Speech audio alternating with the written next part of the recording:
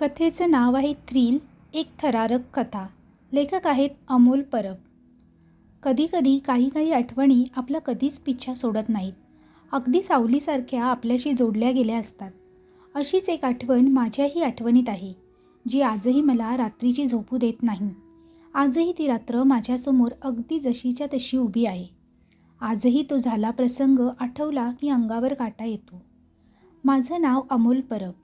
गोष्ट तशी साधारण 10-12 वर्षापूर्वीची. मी नुकताच BE पासआउट झालो होतो, तेही फर्स्ट क्लास विथ डिस्टिंक्शन. भरीसभर युनिव्हर्सिटीमधून तिसराही आलो होतो. घरच्यांच्या आणि खास करून बाबांच्या आनंदाला पारावर उरला नव्हता. ते फार खुश झाले होते. येता जाता प्रत्येकासमोर माझे कौतुक करत होते. अगदी काय करू आणि काय नको असे झाले होते त्यांना. तशी मला फर्स्ट क्लासची गॅरंटी होती, पण युनिव्हर्सिटीमधून तिसरा-बिसरा येईन याची कल्पना मलाही नव्हती. मी मिळवलेल्या या यशाबद्दल बाबा मला बाईक घेण्याच्या तयारीत होते, पण मला ती माझ्या पैशाने घ्यायची होती. जवानीचा अव्यवहारी जोश, दुसरं काय. पण कुणाचं ऐकतील ते बाबा कुठले. त्यांनी सरळ माझ्या मित्रांना गाठलं. अंकुर गायकवाड आणि अमोल परवडी हे माझे शाळेपासूनचे मित्र. त्यांना माझ्या सगळ्या आवडीनिवडी माहीत होत्या. अंकुरने नुकतीच 6 महिन्यांपूर्वी नवीन बजाज डिस्कवर घेतली होती आणि परवडी तर 10वीला असल्यापासूनच त्याच्या वडिलांची हिरो होंडा चालवायचा. बाबांनी अगदी योग्य माणसं निवडून लगोलग पुढच्याच आठवड्यात मला माझी आवडती बजाज पल्सर गिफ्ट देऊन टाकली. आता मीही माझा पूर्वीचा तोरा सोडून मोठ्या खुशीने बाईक एन्जॉय करू लागलो. हळूहळू मला माझ्या बाईकचा आणि बाईकला माझा अंदाज येऊ लागला. वर दररोजच्या प्रॅक्टिसमुळे रस्त्यावरचा कॉन्फिडन्सही बऱ्यापैकी वाढला होता. अशाच एका विकेंडला मी परवडीकडे गेलेलो असताना तिथे अंकुरही बसला होता. बराच वेळ आम्ही गप्पा मारत होतो. अचानक अंकुरने परवडीला विचारलं, आज नक्की ना? अरे आज शनिवार आहे ना, मग जाऊया की. नक्की, पण बाकीचे तयार आहेत ना? परवडीने विचारलं. हो रे, चप्पा आणि चिनू दोघेही तयार आहेत. फक्त यावेळेस चप्पा बोलला की बाईक त्याला चालवायची आहे, निदान येताना तरी. ठीक आहे, मी माझी बाईक देईन त्याला चालवायला, परवडी अगदी सावकाराच्या आविर्भावात म्हणाला. मला कसलाच संदर्भ लागत नव्हता. मी हळूच विचारलं, काय रे, कुठे चालला आहात एकटे एकटे? एकटे कुठे, चांगले 4 जण आहेत की. सवयीप्रमाणे अंकुरने पीजे मारला. तेच विचारतोय, कुठे चालला आहात 4 जण? मी त्याच्याकडे दुर्लक्ष करत विचारलं. अरे कुठे नाही रे, हल्ली आम्ही दर 1-2 महिन्यांनी गोराईला पलीकडे उत्तन रोडवर बाईक चालवायला जातो रात्रीचे. सॉलिड मजा येते. मोकळ्या रस्त्यावर सुसाट बाईक चालवायला. परवडीने माझ्या शंकेचे निरसन केले. हां, इट साऊंड्स थ्रिलिंग. मग मी पण येऊ काय रे? मी उत्सुकतेने विचारलं. अरे ये की, पण तुला तुझी बाईक आणायला लागेल, कारण आम्हा चौघांच्याही बाईक्स फुल आहेत, अंकुर बोलला. आणायचे बाबा कालच आठवड्याभरासाठी गावी गेले होते. आज रात्री मित्रांसोबत बाहेर जेवायला जातो हे कारण सांगून घरून रात्रीची बाईक चालवायची परमिशन अगदी सहज काढता येण्यासारखी होती. मनातल्या मनात सगळ्या गोष्टी व्यवस्थित जुळून आहेत की नाही याची खातरजमा करून मी माझं कन्फर्मेशन देऊन टाकलं. रात्री बरोबर 8 वाजता जेट्टीवर भेट. जास्त उशीर करू नकोस. रात्री 12:30ची शेवटची बोट असते पलीकडून, परवडीने ताकीद दिली. बोरिवलीच्या पश्चिमेला समुद्राच्या किराणी गोराई गाव वसलेला आहे. तसा तो भाग फक्त बोरिवलीपासून लवकर पोहोचता येतो म्हणून बोरिवलीत गणला जातो. असं म्हणायला मुख्य कारण म्हणजे बोरिवली शहर परिसर आणि गोराई गाव यामध्ये पसरलेली गोराई खाडी. गोराईची खाडी काही जास्त रुंद नाही. अजूनही इथे पूर्वीपासून रहदारीचे साधन असलेल्या डिझेल बोटीच चालतात. या बोटी माणसेच काय तर दुचाकी वाहनेही आरामात एका किनाऱ्यावरून दुसऱ्या किनाऱ्यावर नेता येतात. खरं तर तसं गोराई गाव भायंदरशी भूप्रदेशाने जोडलेलं आहे. भायंदरवरून गोराईत गावे जायचं म्हणजे चांगलाच वळसा पडतो. भायंदरवरून एक रस्ता सरळ गोराई गावात येतो. तिथून तो पुढे मनोरीला जाऊन संपतो. याच रस्त्यावर मध्येच गोराईसारखे एक गाव लागते, तेच हे उत्तन. या रोडला त्यामुळे काही लोक उत्तनचा रस्ता असेही बोलतात. हा एक फार मोठ्या पल्ल्याचा रस्ता आहे. दिवसा देखील तेथे भायंदर ते गोराई ही एसटी सोडली तर वाहनांची वर्दळ तुरळकच असते. मग रात्रीची तर गोष्टच सोडा. थ्रिलचा अनुभव घेण्यासाठी मी उत्सुक होतो. कधी एकदा 8 वाजतायत असे मला झाले होते. मी ठरलेल्या वेळेवर गोराई जेट्टीवर पोहोचलो. ठरल्या वेळेवर पोहोचणाऱ्यांपैकी मी एकटाच होतो. पलीकडे गोराईला जाणारी बोट आत्ताच जेट्टीवरून सुटली होती. मगासपासूनचा गोंगाट आता थोडा निवळला होता. थोड्याच वेळात बाकीचे सगळे आले. अंकुरच्या बाईकवर मागे चिनू तर परवडीच्या मागे चप्पा बसला होता. आजच्या ट्रिपला मला पण आलेला पाहून ते दोघे म्हणजेच चप्पा आणि चिनू दोघेही खुश झाले. नमस्कार. चमत्कार झाल्यावर माझ्या नवीन बाईकचे कौतुक सुरू असतानाच मगासचीच बोट फिरून परत जेट्टीला लागली. प्रथम लोकांना चढायला देऊन मागाहून आम्ही चढलो. बोटीवरल्या एका माणसाने आमच्या बाईक्स बोटीवर चढवून दिल्या. तसा पल्ला जास्त लांबचा नव्हता. मोजून 15 ते 20 मिनिटांचा प्रवास, पण तोही माझ्या जीवावर आला होता. माझी पलीकडे गोराई गावात बाईक घेऊन जायची ही पहिलीच वेळ होती. पाण्यावरून संथपणे जातानाही बोटीच्या हेलकाव्यामुळे मला बाईक धरून उभं राहताना फार कसरत करावी लागत होती. शेवटी एकदाचा तो प्रवास संपला. बोटीतून प्रवासी उतरले. मग आम्ही सगळ्यात शेवटी आमच्या बाईक्स घेऊन. बोटीतल्या मगासच्या अनुभवामुळे आमच्या बाईक्स बोटीत चढवणाऱ्या आणि उतरवणाऱ्या त्या काकांबद्दल मला एकदम आदर वाटू लागला. माझी बाईक सगळ्यात शेवटी खाली उतरवून ते जात असताना मी स्वतःहून त्यांच्या हातावर 10ची एक नोट ठेवली. ते थोडेसे गडबडले. बहुधा अशी बक्षिसी मिळायची त्यांची ही पहिलीच वेळ होती. साल्यांना फुकटच्या सवयी लावू नकोस रे. त्या इस्माची पाठ वळल्या वळल्या अंकुरने माझ्या या कृतीवर नाराजी व्यक्त केली. मी परवडीकडे पाहिलं तर त्याच्याही नजरेत मला अंकुरच्या वैतागाचे समर्थन दिसले. उत्तरादाखल मी फक्त मान डोलावली. एव्हाना आमच्या अगोदर उतरलेली माणसे उभ्या असलेल्या रिक्षामधून आपापल्या मुक्कामावर कधीच मार्गस्थ झाली होती. आम्हाला इथवर येऊन आलेली बोट आता इकडले 2-3 प्रवासी घेऊन पुन्हा बोरिवलीच्या दिशेने निघाली. आता जेटीवर आम्ही 5 जण आणि आमच्या 3 बाईक्स एवढेच उतरलो होतो. पाठीमागे बोरिवलीची जेट्टी स्पष्ट दिसत होती. मुंबई शहर आणि गोराई गाव यातला फरक मला समोरासमोर दिसत होता. समोरच्या किनाऱ्यावर रोषणाईचा सूर्य तळपत असताना इथल्या किनाऱ्यावर उरला सुरला उजेडही जाता जाता ती बोट आपल्यासोबत घेऊन गेली होती.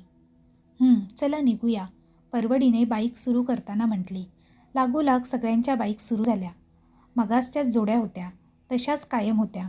म्हणजे अंकुरच्या मागे चिनू आणि परवडीच्या मागे चप्पा. माझ्या बाईक चालवण्याच्या स्किलवरून अजून तेवढा कोणाचा कॉन्फिडन्स नव्हता हे मला माहीत होते. म्हणून मीही त्यांच्यापैकी कुणाला माझ्या गाडीवर बसा म्हणून आमंत्रण दिलं नाही. जेट्टीच्या तोंडाशी असलेल्या गेट ओलांडून गोराई ते भाईंदरपर्यंतचा प्रवासात इतकी वर्ष आजतागत एकट्याचीच मोनोपोली असणाऱ्या त्या गोराईच्या रस्त्यावर आम्ही आमच्या बाईक्स पळवू लागलो.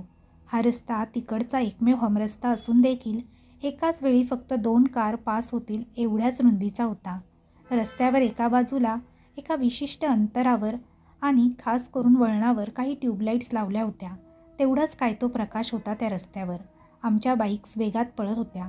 सुरुवातीला परवडीची बाईक, मध्ये माझी आणि शेवटी अंकुरची अशी सिक्वेन्स होती. मोकळ्या रस्त्यावर पहिल्यांदाच अशी बाईक चालवायला मिळत असल्याने माझी अवस्था वारा प्यायलेल्या वासरागत झाली होती. स्वतःला इतरांसमोर प्रूव्ह करण्याच्या नादात मी ॲक्सिलेटर दिला आणि उजव्या बाजूने परवडीला ओव्हरटेक केलं. आता मी पुढे, मागे परवडी आणि शेवटी अंकुर असा क्रम झाला. मी साईड मिररमध्ये पाहत नेहमीच पुढे कसा राहीन याची काळजी घेत होतो. थोड्या वेळाच्या ड्राईव्हनंतर समोर एका वळणावर काही दिवे लुकलुकताना दिसले. गावाची हद्द सुरू झाली होती बहुतेक. गावात शिरल्याच पहिल्या काही मिनिटातच एक तिठा लागला. तिठ्याच्या मधोमध डाव्या बाजूला मनोरी आणि उजव्या बाजूला उत्तन असा मार्ग दाखवणारा तो बोर्ड होता. मला पुढचा रस्ता माहीत नव्हता. मी बाईक स्लो केली. त्या बोर्डाच्या बाजूलाच एक चहावाला होता. तो तिथं होता म्हणून या गावात यावेळेस कुणीतरी जागं आहे असं म्हणायला वाव होता. उजवीकडे परवडी गाडी न थांबवताच पुकारा करत पुढे निघून गेला.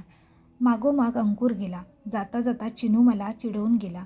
आता मागच्याच क्रमवारीत मी शेवटाला होतो. उजवीकडे वळल्यानंतर 4-5 घरानंतर एकही घर नव्हतं. मला नवल वाटलं की एवढ्या 4-5 घरांच्या आवारातच गावाची हद्द कशी संपली. गावाची हद्द संपल्या रस्त्या शेजारच्या ट्यूबलाईट्सनी स्वतःचा आमच्यासोबतचा प्रवास आता आवरता घेतला होता. रस्त्यावर आता आमच्या हेडलाईट्सचाच काय तो एकमेव प्रकाश होता. बाकी जिथे नजर जाईल तिथे नुसता काळोखच काळोख. एव्हाना गाव मागे पडलं होतं. रस्त्याच्या दोन्ही बाजूला दूरपर्यंत मानव वस्तीचा कुठलाच पुरावा दिसत नव्हता. रस्त्यानेही आपलं सरळसोट व्यक्तिमत्व सोडून दिलं होतं. प्रत्येक अर्धा-1 किलोमीटरनंतर अवघड वळण तरी येत नाहीतर चढण तरी. मागे बसलेल्या चिनू आणि चप्पाला आता कुठे कंठ फुटला होता. त्यांची अखंड बडबड चालू होती. आजूबाजूचे रातकिड्यांची किरकिर सोबत आमच्या बाईक्सची गुरगुर आणि आता चप्पा आणि चिनूची बडबड. अंकुर आणि परवडही त्यांना मधून प्रतिसाद देत होते. या पूर्ण प्रवासात मी एकटाच असा होतो की ज्याचं सगळं लक्ष फक्त आणि फक्त रस्त्यावर होतं. पण रात्री बाईक चालवण्याची मजा काही औरच होती.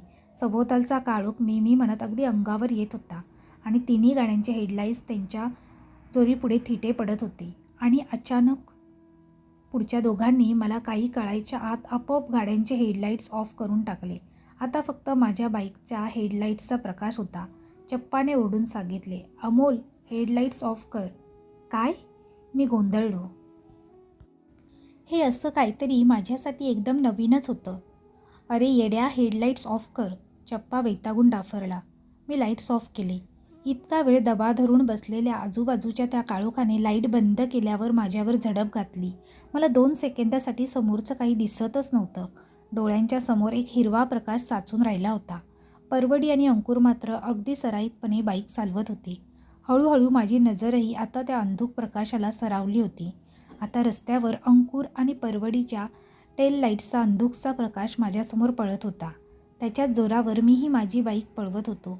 लाईट्स बंद केल्याने मला एक गोष्ट समजली होती. ती वाटत होता की तितका आजूबाजूचा काळोख गडद नव्हता. मी वर पाहिलं तर चंद्र पूर्ण भरात होता. छान चांदणं पडलं होतं. त्यांचा प्रकाश खूप नसला तरी मनातून काळोखाची भीती काढण्या इतपत नक्कीच होता. चंद्राच्या त्या निळ्या प्रकाशात आजूबाजूच्या सगळ्या गोष्टी निळ्या रंगाच्या वेगवेगळ्या शेड्स दाखवत होत्या. समोरचा रस्ता एका नदीसारखा वाटत होता. आजूबाजूची झाडं, समोर दिसणारी टेकडी, हे सगळं काळसर निळ्या कॅनव्हासवर जडद जांभळ्या रंगाने रंगवल्यासारखे दिसत होते. या निळसर अंधारात समोरच्या टेल लाईटच्या अंदाजाने बाईक चालवायला आता मलाही फार थ्रिलिंग वाटत होतं. समोरून छातीला भिडणारा गार वारा डोक्यात अजून उन्माद वाढवत होता. अचानक आजूबाजूच्या शांत वातावरणात परवडीने गाडीला दिलेला एक्सिलेटर घुमला. अंकुरने मिळालेल्या त्या इशारतीवर स्वतःच्या बाईकचा नेक्स्ट गिअर टाकला. पुढच्या क्षणाला त्या दोनही टेल लाईट्स वेगाने माझ्यापासून दूर जाऊ लागल्या. मला कळेपर्यंत ते बरेच दूर गेले होते. माझ्याकडेही आता वेग वाढवण्याशिवाय दुसरा काही पर्याय नव्हता. आता आमच्या बाईक्स मागासच्यापेक्षा बऱ्याच वेगात पळत होत्या. मला त्यांच्यासोबत स्पीड राखताना दमछाक होत होती. परवडी आणि अंकुर कमालीच्या वेगाने आपापल्या बाईक्स पळवत होते. मला समजून चुकले की बाईक चालवण्याच्या बाबतीत त्याच्यापेक्षा कितीतरी लेवल मागे होतो. मगाशी मी त्यांना दोघांना ओव्हरटेक केल्याच्या आगाऊपणाची त्यांनी सव्याच परतफेड केली होती. पुढच्याच एका वळणावर त्या दोन्ही टेल लाईट्स उजवीकडे झपकन वळल्या. मला रस्त्याचा नीट अंदाज येत नव्हता. मी उगाच रिस्क नको म्हणून बाईक थोडी हळू केली आणि सावधपणे ते वळण नेगोशिएट केले. वळण पूर्ण केल्या केल्या थोडं सावरल्यावर समोर नजर टाकली तर माझी चांगलीच फाफलली. मला माझ्यासमोर आत्तापर्यंतच्या माझ्या गाईडलाईन्स असलेल्या त्या टेल लाईट्सच दिसत नव्हत्या. मी अतिशय काळजीपूर्वक पाहिलं, पण माझी शंका खरी ठरत होती. अंकुर आणि परवडी मला मागे एकटा सोडून फार पुढे निघून गेले होते. या अंधारात अशा निर्जन जागेवर रात्रीच्या अशा वेळेस मी अगदी एकटा आहे ही कल्पना डोक्यात येताच भीतीची एक लहर अंगातून वाहत गेली. मी गाडीचे हेडलाईट्स ऑन केले आणि हॉर्न वाजवू लागलो. त्या निशब्द परिसरात माझ्या बाईकच्या हॉर्नचा आवाज केवढा तरी वाजत होता. पण त्या आवाजाने मला आधार मिळाल्याऐवजी तो आवाज मला माझ्या एकटेपणाचा अजून जाणून देत होता. मी आता गाडी जोरात चालवून त्यांना गाठायचा प्रयत्न करू लागलो. जवळपास 5-10 मिनिटे सलग चालवूनसुद्धा त्याचा काही भास लागला नाही. मला वाटत होते त्याहीपेक्षा ते लोक फार पुढे निघून गेले होते. मला तर विश्वासच बसत नव्हता की असं काय होऊ शकतं. त्या वळणा अगोदर माझ्या नजरेसमोर असणारी ही माणसे काही क्षणात अशी एकाएकी गायब कशी काय होऊ शकतात? मला तर काही सुचतच नव्हतं. तेवढ्यात इतका वेळ न सुचलेली गोष्ट माझ्या लक्षात आली. मी त्यांना फोन लावायचा ठरवला. गाडी रस्त्याच्या कडेला घेतली तशी खरं तर एवढी खबरदारी घ्यायची काही गरज नव्हती, कारण त्या अख्ख्या रस्त्यावर माझ्या आणि माझ्या बाईकच्या व्यतिरिक्त दुसरं कोणीही नव्हतं. पण तरीही मी नवशिका ड्रायव्हर असल्याने ट्रॅफिकचे सगळे नियम पाळण्याची मला तेव्हा सवय होती. घरून निघतानाच मोबाईलची बॅटरी शेवटच्या घटका मोजत होती आणि आता पाहिलं तर तिने केव्हाच दम सोडला होता. माझा त्यांना गाठायचा हा प्रयत्नही फोल ठरला होता. आता मात्र ही खरंच माझ्यासाठी चिंतेची बाब होती. साला मी यांच्यासोबत इथे यायलाच नको हवं होतं. असं काहीतरी करणार आहेत हे मला अगोदर माहिती असते तर मी अजिबात आलो नसतो. पण आता हा विचार करण्याची वेळ निघून गेली होती. मी आठवायचा प्रयत्न करू लागलो की रस्त्यात मध्ये कुठे एखादा फाटा तर लागला नव्हता ना? मी रस्ता तर चुकलो नव्हतो ना? लगोलाग मेंदूने तर्कशुद्ध उत्तर दिलं की अजिबात नाही. कारण जेट्टीपासून इथपर्यंत येईपर्यंत गावातल्या त्या तिठ्याखेरीज दुसरा कुठलाच रस्ता दिसला नव्हता किंवा तशी काही खूणही आढळली नव्हती. आणि दुसरी महत्त्वाची गोष्ट म्हणजे ते दळभद्री वळण येण्याअगोदरपासून एक गोष्ट मला जाणवली होती की रस्त्याच्या दुतर्फा दगडांच्या ज्या कुंपणवजा भिंती घातलेल्या होत्या त्या अजूनही मला सोबत करत होत्या. सध्याच्या या परिस्थितीत आता माझ्याकडे फक्त 2च पर्याय उरले होते. एकतर तडक मागे फिरायचं किंवा इथून पुढे त्यांच्या मागावर जायचं. मी पुढे जायचं ठरवलं. त्याला 2 कारणं होती. एकतर माझा मोबाईल बंद होता आणि दुसरं म्हणजे मला वाटत होतं की मी त्यांच्यासोबत नाही हे आता त्यांच्याही लक्षात आले असणार. माझा फोन बंद आहे हे कळल्यावर ते मला शोधायला मागे फिरले असतील तर वाटेतच आमची गाठ पडेल. मी बाईक स्टार्ट केली आणि पुढे निघालो. मला अजूनही असं वाटत होते की हे लोक साले माझी मस्करी करत असणार बहुतेक. देव करो आणि तसेच हो. मनातल्या मनात देवाला हाक मारली. बाईक चालवून थोडा वेळच गेला असेल की मला एक आशेचा किरण दिसला. मला समोर रस्त्याच्या डाव्या बाजूला उजेडासारखं काहीतरी दिसत होतं. एक बल्ब जळत होता. टी महामंडळाच्या विनंती थांब्यासारखं काहीतरी होतं. मी गाडी थोडी स्लो केली. तो थांबा जसा जसा जवळ येऊ लागला तसं तसं मला दिसलं की त्या थांब्यावर 2 व्यक्ती उभ्या होत्या. तिथे एक 30-35ची बाई आणि एक 5-7 वर्षाची मुलगी उभी होती. मला कोणीतरी माझ्याशिवाय इथे आहे ही भावनाच मनावरचा बराचसा ताण हलका करून गेली. पण मागोमाग मेंदूने सावधानीचा इशारा दिला की एवढ्या रात्री या दोघी अशा निर्जन रस्त्यावर अशा अवेळी कुठल्या बसची वाट बघतायत? काही लफडं तर नाही ना? मी वेळेचा अंदाज बांधला तर आता कमीत कमी 10:30 तरी वाजायला हवे होते. चल काहीतरीच काय, अशा गोष्टी रात्रीच्या 12च्या नंतर बाहेर पडतात असं कुणीतरी सांगितलेलं आठवलं आणि आता तर 12ला अजून वेळ होता. त्यांच्याकडून काही मदत मिळते का किंवा माझे मित्र इथून पुढे जाताना त्यांनी पाहिलं आहे का याची चौकशी करण्यासाठी मी गाडीचा वेग अजून मंदावला आणि गाडी रस्त्याच्या अगदी डाव्या बाजूला आणली. माझी गाडी जशी जशी त्याच्या जवळ जाऊ लागली तशी मला एक गोष्ट जाणवली की दोघीही माझ्याकडे टक लावून बघत होत्या. मलाही त्या आता स्पष्ट दिसत होत्या. दोघी जणी तिकडच्याच कुठल्या तरी राहणाऱ्या वाटत होत्या. त्या बाईने साधी सहावारी साडी नेसली होती, पण ती साडी थोडी अस्ताव्यस्त किंवा घाईघाईत नेसल्यासारखी वाटत होती. तिच्या केसांचा बुचडा बहुतेक सुटल्यासारखा वाटत होता. एका हातात प्लॅस्टिकची पिशवी आणि दुसऱ्या हाताने तिने त्या मुलीचा हात पकडला होता. ती मुलगी तिच्या डाव्या बाजूला उभी होती. थोडक्यात सांगायचं तर ती बाई थोडी विचित्रच वाटत होती. त्या मुलीने एक ड्रेस की काहीतरी घातला होता. दोघी एकदम शांत उभ्या होत्या. एकटक माझ्याकडे पाहत, जणू काही इतका वेळ ज्याच्यासाठी थांबल्या आहेत तो मीच आहे. थांब्यावर अडकवलेला ब्लब नेमका दोघींच्या डोक्यावर होता. दिव्याखाली अंधार या म्हणीनुसार त्या दोघींचेही चेहरे मला नीटसे दिसत नव्हते. मी त्यांच्यासमोर गाडी थांबवणार एवढ्यात मला त्या दोघींची एक गोष्ट नजरेला खुपली. त्या छोट्या मुलीने जो ड्रेस घातला होता तो शाळेचा होता. पाठीमागे दप्तर होते. वेण्या व्यवस्थित पाठीमागे बांधलेल्या होत्या. गळ्यात वॉटर बॉटल होती. मुलगी एकतर शाळेत जायच्या तयारीत होती किंवा नुकतीच शाळेतून सुटली होती अशा पेहरावात होती. थोडक्यात ती मुलगी अगदी अप टू डेट होती व तिच्यासोबतच्या बाईच्या अगदी परस्पर विरोधी. आता मी त्यांच्याबरोबर समोर आल्याने मला त्यांचे चेहरे स्पष्ट दिसत होते. दोघींचेही चेहरे पांढरे फटक होते. त्यांच्या चेहऱ्यावर कुठले म्हणजे कुठलेच भाव नव्हते. बाकीच्या सगळ्या गोष्टी त्या दोघींच्या परस्पर विरोधी असताना त्या दोघींमध्ये एक गोष्ट मात्र सेम होती. ती म्हणजे त्या दोघींच्याही कपाळावर, डोळ्यांच्या वरच्या भागावर एक मोठी खोप पडल्यासारखी वाटत होती. कुठल्या तरी मोठ्या अपघाताची निशाणीसारखी. त्यांचे डोळे अजूनही माझ्यावरच रोखलेले होते. हा सगळा प्रकार नेमका काय असू शकतो हे मला समजायला अजून कुठल्याही पुराव्याची गरज नव्हती. मी त्यांच्यासमोर जेमतेम थांबायला आलेली गाडी पुन्हा जोरात सुरू केली आणि सुसाट सुटलो. न राहून मी पुढे जाऊन पुन्हा एकदा मागे वळून पाहिले तर त्या दोघी अगदी तशाच उभ्या होत्या, अगदी शांत, माझ्यावर नजर रोखून. माझी तर आता चांगलीच तत्तरलेली. मी जेवढ्या जोरात चालवू शकत होतो तितक्या जोरात बाईक पळवत होतो. माझी अवस्था इकडे आड आणि तिकडे विहीर अशी झाली होती. पुढे कुठे जायचं हे माहीत नव्हतं आणि पाठीमागे त्या दोघी उभ्या होत्या. कुठली अवदसा सुचली आणि आज हे असलं थ्रिल अनुभवायला आलो. मोठा बाईकर समजतो स्वतःला. मी स्वतःला शिव्यांची लाखोली वाहत होतो. सध्या परिस्थितीत मला याशिवाय जर काही सुचतही नव्हते. मला खूप रडायला येत होते. डोळ्यांसमोर सारख्या त्या दोघीच येत होत्या. तेवढ्यात कोणीतरी मागून माझं नाव घेतल्यासारखे वाटले. पहिल्यांदा मला वाटलं की मला भास झाला असावा, अमोल. पण आत्ताचा हा आवाज अगदी स्पष्ट आला होता. हो, कुणीतरी मागून माझ्याच नावाचा पुकारा करत होते. मी थांबून मागे वळून पाहणारच होतो, पण पुन्हा मला त्या दोघींची आठवण झाली. त्या माझ्या मागावर येऊन मला बोलवात तर नसतील या विचारासरशी भीतीची एक सनक मणक्यातून पार डोक्यात गेली. नाही, अजिबात मागे वळून पाहायचे नाही. मी घाबरून अजून जोरात बाईक पळवू लागलो. आता तो आवाज परत आला नाही. माझी खात्री पटली, म्हणजे त्या दोघीच मला बोलवत होत्या तर. याचाच अर्थ की त्या अजूनही माझ्या मागावर होत्या. हे राम, देवा प्लीज सोडव मला या सगळ्यातून. मी मनातल्या मनात कुलदेवतेला साकडं घातलं. मी बाईक चालवता चालवता एका हाताने माझे डोळे पुसत होतो. अमोल! अचानक माझ्या उजव्या बाजूने अगदी जवळून हाक ऐकू आली. मी दचकून बाजूला पाहिलं तर ते परवडी आणि अंकुर होते. परवडी बाईक चालवत होता आणि अंकुर मागे बसला होता. मला तर माझ्या डोळ्यांवर विश्वासच बसत नव्हता. मी अविश्वासाने त्यांच्याकडे पाहत होतो. अरे बघतोस काय, गाडी थांबव पहिली. परवडीच्या आवाजाने मी भानावर आलो.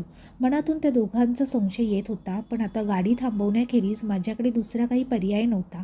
तसंही आता त्या दोघांनी मला गाठलंच होतं. मी गाडी साईडला घेतली. परवडीची बाईक माझ्यासमोर येऊन थांबली. दोघेही उतरून माझ्याकडे आले. दोघेही जाम भडकलेले होते. कुठे चालला होता रे तू, आणि होतास कुठे इतका वेळ? अरेच्च्या साले, इतका वेळचा माझा हा प्रश्न हे लोक मलाच विचारत आहेत. साल्या, बराच वेळ तुझी काही चाहूल लागली नाही म्हणून आम्ही मागे वळून बघितलं तर तू गायब झालेला. आम्हाला वाटलं तू आमच्या मागेच आहेस. आम्ही बाईक स्लो केल्या तरी तू काही आला नाहीस. गाड्या साईडला घेऊन बराच वेळ तुझी वाट पाहिली तरी काही उपयोग झाला नाही.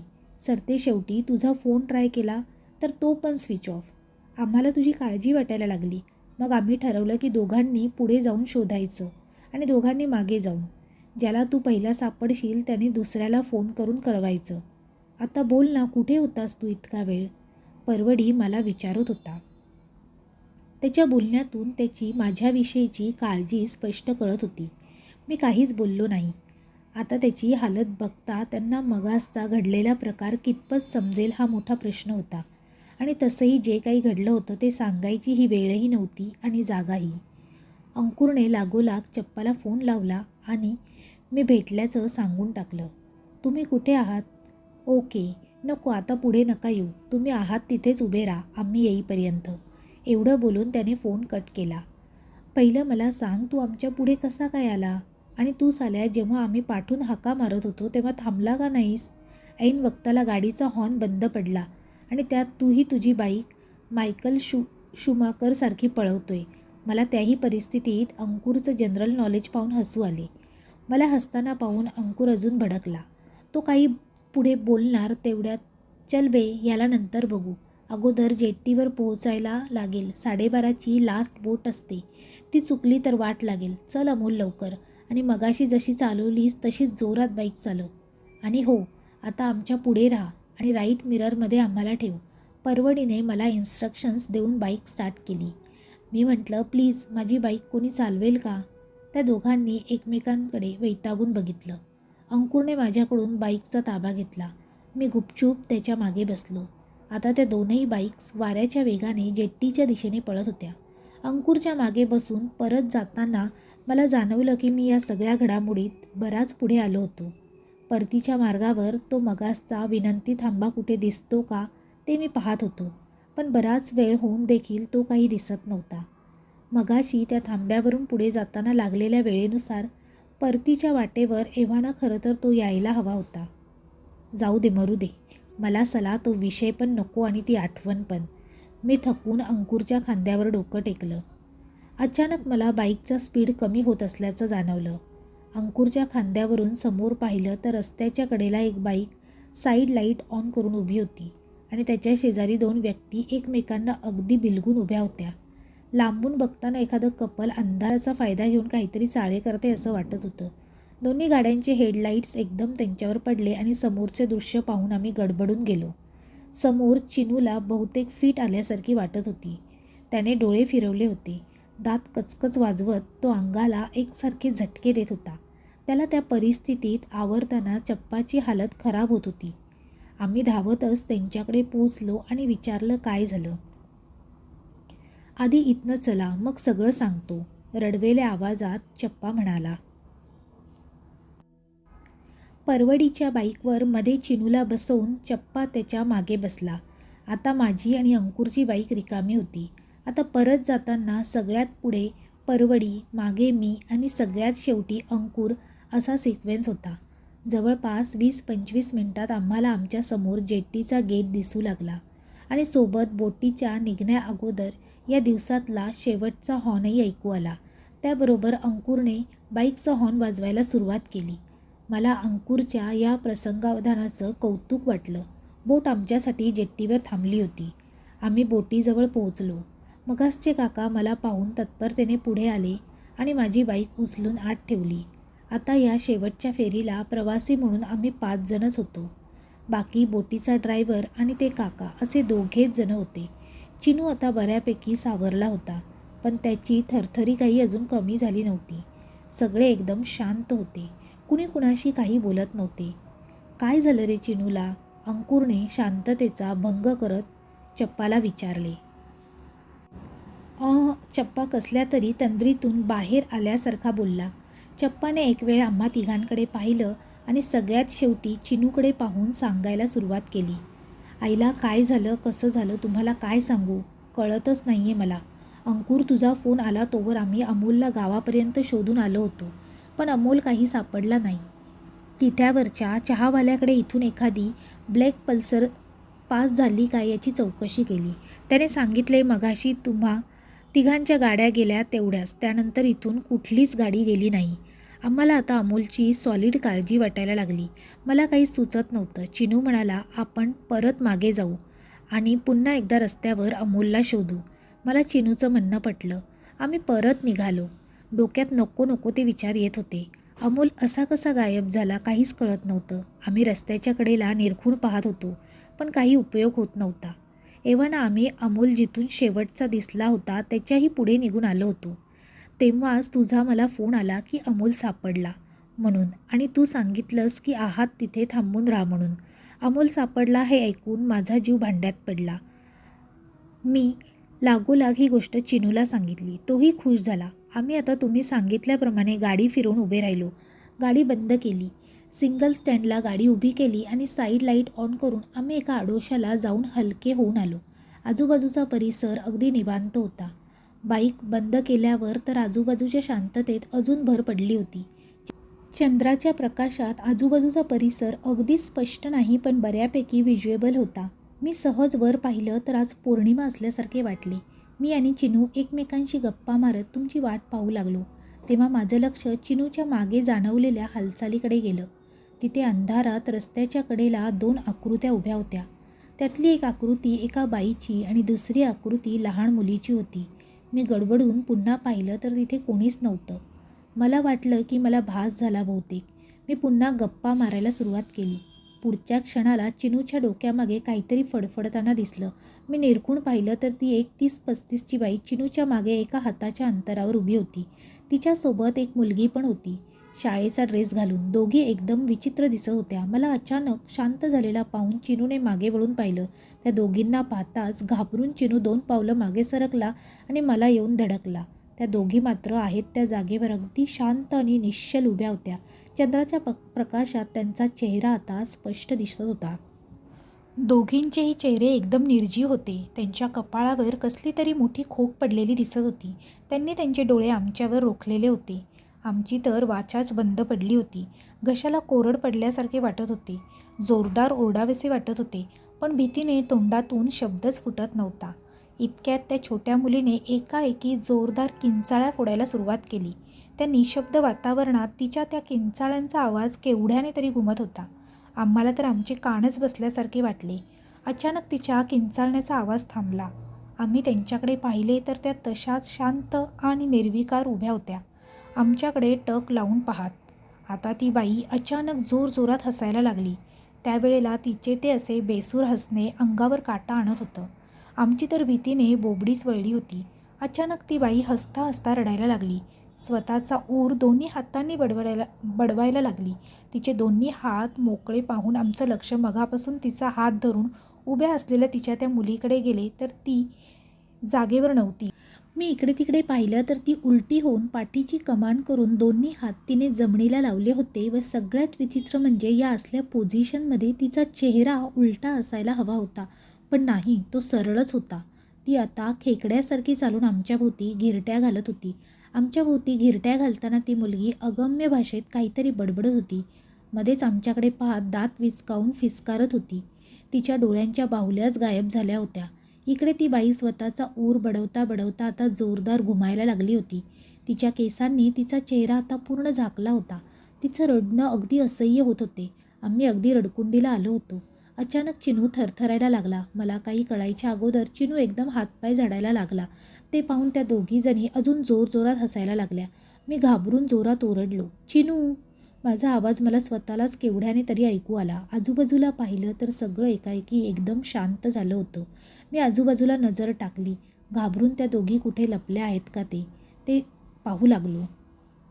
पण आता त्या रस्त्यावर मी आणि चिनूशिवाय दुसरे कोणीच नव्हते. तेवढ्यात दुरून 2 लाईट्स आमच्या दिशेने येताना दिसल्या. जवळ आल्यावर कळलं की त्या तुमच्या बाईक्स होत्या. तुम्ही आलात आणि विचारायला लागलात की काय झालं म्हणून. आता हे सगळं मी तुम्हाला तिथं कसं सांगणार? एवढं बोलून चप्पा रडायला लागला. मी चप्पाला जवळ घेतलं. अंकुर आणि परवडीच्या चेहऱ्यावर भीती स्पष्ट दिसत होती. चप्पानेही तत्कालीन परिस्थितीत तेव्हा काहीही न सांगण्याचा माझाच पर्याय निवडला होता. पण चप्पाने त्या दोघींचा विषय काढताच मला त्या दोघींचे चेहरे पुन्हा डोळ्यांसमोर दिसू लागले. आजच्या रात्रीचं हे थ्रिल आम्हा सगळ्यांना भलतंच भोवलं होतं. कुठं गेला होतात रे तुम्ही सगळी इतक्या रातच्याला? त्या बाईक उतरवणाऱ्या काकांनी मला विचारलं. मी उत्तर दिलं नाही. बहुधा त्यांनी आमचं बोलणं ऐकलं होतं. नका सांगू, पण तुमच्या बोलण्यावरून मला समदं कळलंय की तुम्ही कुठं जाऊन शान आलात ते. पुन्यांदा असा शानपणा करू नका. तुमच्या आईबापाची पुण्याई म्हणून शान सस्तात वाचलात. अरे निदान दिस बघून तरी निघायचं. अरे आज पौर्णिमा आहे ना रे. काय बरं वाईट झालं असतं तर कोण जिम्मेदार होतं? आम्हाला आमची चूक कळत होती. समोर चिनू अजूनही थरथरत होता. काकांनी चिनूकडे पाहिलं आणि म्हणाले, आधी या पोराला पाजा आणि याला घरात नेण्या अगोदर याच्यावरून 3 वेळा नारळ ओवाळून काढा आणि तो नारळ कुठल्या तरी तिठ्यावर नेऊन फोडून टाका. आणि हो, नारळ फोडून माघारी येताना काय बी झालं तरी मागं वळून पाहायचं नाही. समजलात काय? आम्ही माना डोलवल्या. बोट बोरिवलीच्या जेट्टीला लागली. आम्ही खाली उतरलो. काकांनी आमच्या बाईक्स उतरवून दिल्या. मी काकांना पुन्हा 10ची नोट पुढे केली तर काकांनी माझा नोट धरलेला हात हातात घेतला आणि म्हणाले, नको राजा, मला पैका नको. फक्त तुम्ही लोक स्वतःला जपा. असलं जीवावरचं धाडस पुण्यांदा कधी करू नका. माझं लई नुकसान झालं आहे ते असल्या तुमच्या खेळापायी. अरे तुमच्या एवढाच होता रे तो. एवढं बोलून काकांनी शर्टाच्या बाहीने आपले डोळे पुसले आणि बोटीत चढले. परवडीने माझ्या खांद्यावर हात ठेवून निघायचा इशारा केला. बाहेर येईपर्यंत कुणी कुणाशी बोलत नव्हते. चिनूला घरी सोडायची आणि काकांनी सांगितलेला सोपस्कार पूर्ण करायची जबाबदारी परवडीने घेतली. चप्पा अंकुरसोबत निघाला. मी घरी पोहोचेपर्यंत 1 वाजला होता. आईने दरवाजा उघडला. आईने मला काही विचारण्या अगोदरच मी तिला मिठी मारली. आईने काय झालं विचारल्यावर मग सांगतो असं निष्ठत उत्तर देऊन मी गपचूप वर आपल्या खोलीत गेलो. आज या गोष्टीला वर्ष लोटली. सगळेजण आज देवाकृपेने सुखरूप आहेत. त्या रात्रीच्या त्या अनुभवानंतर रात्रीचे ते थ्रिल कायमस्वरूपी बंद झाले. आता आमच्यापैकी कोणीही त्या रात्रीविषयी चकार शब्दही काढत नाही. पण मला ठाऊक आहे की ती रात्र दर रात्री माझ्याच काय तर आम्हा सगळ्यांच्या आठवणीत जागी असते. तर मित्रमैत्रिणींनो, तुम्हाला ही कथा कशी वाटली हे कमेंट बॉक्समध्ये कमेंट करून नक्की कळवा. कथा आवडली असेल तर तुमच्या मित्रपरिवारांसोबत शेअर करायला विसरू नका. कथा आवडली असल्यास व्हिडिओला लाईक करा आणि चॅनेलला सबस्क्राईब करा. तसेच बेल आयकॉनवर क्लिक करून ऑलवर सेट करा म्हणजे तुम्हाला नवनवीन व्हिडिओचे नोटिफिकेशन लगेचच मिळतील. पुन्हा भेटूया नवीन अशी एक कथा घेऊन. तोपर्यंत सर्वांना धन्यवाद. Bye bye. थँक्यू.